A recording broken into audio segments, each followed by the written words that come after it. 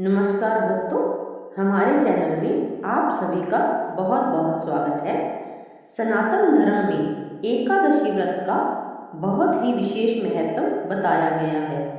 हर महीने 2 एकादशी आती है और दोनों ही भगवान विष्णु को अत्यंत प्रिय मानी जाती है। लेकिन चैत्र मास के कृष्ण पक्ष में आने वाली पाप मोचनी एकादशी का महत्व सबसे अलग माना जाता है। शास्त्रों में कहा गया है कि यदि कोई व्यक्ति जीवन में जाने अनजाने में पाप कर बैठा हो तो इस एकादशी का व्रत करने से उसके पाप नष्ट हो जाते हैं और भगवान विष्णु की कृपा प्राप्त होती है। लेकिन बहुत से लोगों के मन में यह प्रश्न रहता है कि 2026 में पाप मोचनी एकादशी 14 मार्च को है या 15 मार्च को। व्रत कब रखा जाएगा, पारण कब करना चाहिए और इसकी पूजा विधि क्या है। आज की इस वीडियो में हम आपको पाप मोचनी एकादशी से जुड़ी पूरी जानकारी देंगे। तिथि, शुभ मुहूर्त, व्रत विधि, कथा और इसका महत्व। इसलिए वीडियो को अंत तक जरूर देखें। अब जानते हैं पाप मोचनी एकादशी कब है 2026 में। हिंदू पंचांग के अनुसार चैत्र मास के कृष्ण पक्ष की एकादशी को पाप मोचनी एकादशी कहा जाता है। साल 2026 में पाप मोचनी एकादशी 15 मार्च को मनाई जाएगी।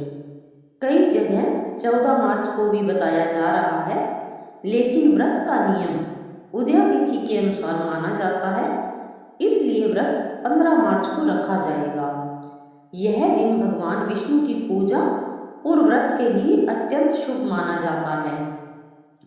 एकादशी तिथि शुरू होगी 14 मार्च की रात को और समाप्त होगी 15 मार्च की रात को, इसलिए उदय तिथि के अनुसार 15 मार्च को ही व्रत रखा जाएगा। एकादशी का व्रत रखने के बाद अगले दिन द्वादशी तिथि में व्रत खोला जाता है, जिसे पारण कहते हैं। 2026 में पारण 16 मार्च की सुबह किया जाएगा। ध्यान रखें कि पारण हमेशा सूर्योदय के बाद और द्वादशी तिथि में ही आता है। अगर सही समय में पारण किया जाए तो व्रत का पूरा फल मिलता है। शास्त्रों में बताया गया है कि यह एकादशी मनुष्य के जीवन के पापों को नष्ट करने वाली मानी जाती है, इसलिए इसे पाप मोचनी एकादशी कहा जाता है। जो व्यक्ति श्रद्धा और भक्ति से यह व्रत करता है उसे पापों से मुक्ति मिलती है, जीवन में सुख और शांति आती है, भगवान विष्णु की कृपा प्राप्त होती है और अंत में मोक्ष की प्राप्ति होती है। इस दिन भगवान विष्णु का नाम जप करना बहुत ही शुभ माना जाता है। अब जानते हैं इस व्रत को सही तरीके से कैसे करना चाहिए।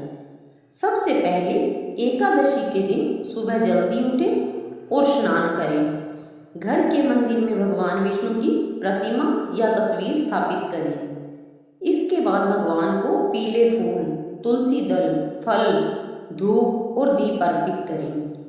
भगवान विष्णु के मंत्र का जाप करें।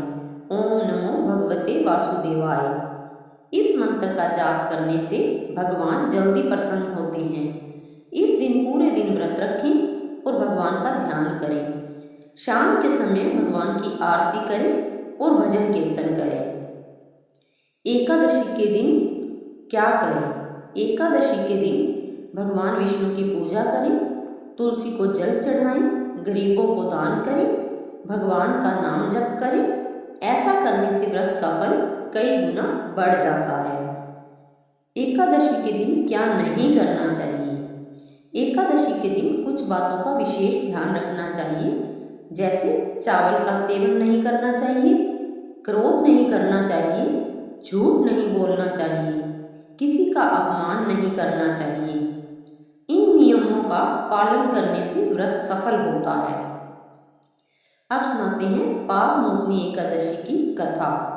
पुराणों के अनुसार प्राचीन समय में एक महान ऋषि थे जिनका नाम था मेघावी। वे जंगल में तपस्या कर रहे थे।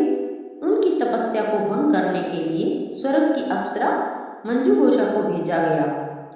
अप्सरा की सुंदरता देखकर ऋषि का मन विचलित हो गया और उनकी तपस्या भंग हो गई। जब उन्हें अपनी गलती का एहसास हुआ तो वे बहुत दुखी हुए और ऋषियों से इसका उपाय पूछा। तब ऋषियों ने उन्हें पाप मोचनी एकादशी का व्रत करने की सलाह दी।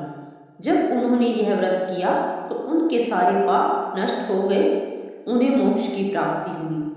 इसलिए कहा जाता है कि यह एकादशी सभी पापों को नष्ट करने वाली होती है। तो भक्तों, इस प्रकार पाप मोचनी एकादशी का व्रत अत्यंत पवित्र और फलदायी माना गया है। अगर आप श्रद्धा और भक्ति के साथ यह व्रत करते हैं तो भगवान विष्णु की कृपा आप पर अवश्य होती है और जीवन के कष्ट दूर होने लगते हैं। अगर आपको यह जानकारी अच्छी लगी हो तो वीडियो को लाइक जरूर करें, चैनल को सब्सक्राइब करें और कमेंट में जरूर लिखें जय श्री विष्णु। भगवान विष्णु आप सभी के जीवन में सुख, शांति और समृद्धि प्रदान करें। धन्यवाद। जय श्री हरि।